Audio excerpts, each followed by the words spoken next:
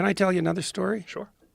Or even eternal permanence. So Abraham is offered, if he accepts the call and makes the proper sacrifices along the way, God says your descendants will outnumber the stars. So he establishes the pattern of fatherhood that best propagates down the generations, which is the same as following the pathway of adventure.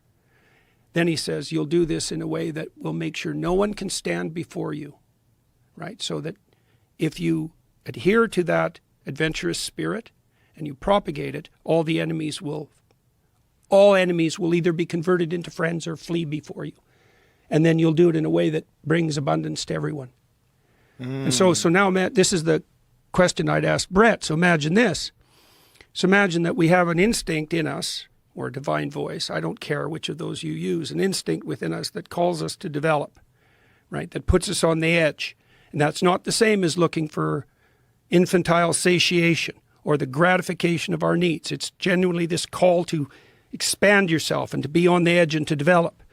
That if you did that, to follow that instinct, then you'd be a blessing to yourself. Your name would become known among your people. You'd establish something of permanent significance. No one could stand before you, and it would bring abundance to everyone. Right? And then in the Abrahamic story, what happens is that as Abraham accepts that, goes out in the world, and then he has a series of adventures, each of which requires a more complete sacrifice. Because as you develop under the influence of this call, what you're required to do is to live more carefully in accordance with your expanding domain of opportunity. And that's the pathway forward. So I asked Brett about that, because this is different than the selfish gene idea, right? It's like there's an instinct within us that calls us to develop, that pulls us out into the world.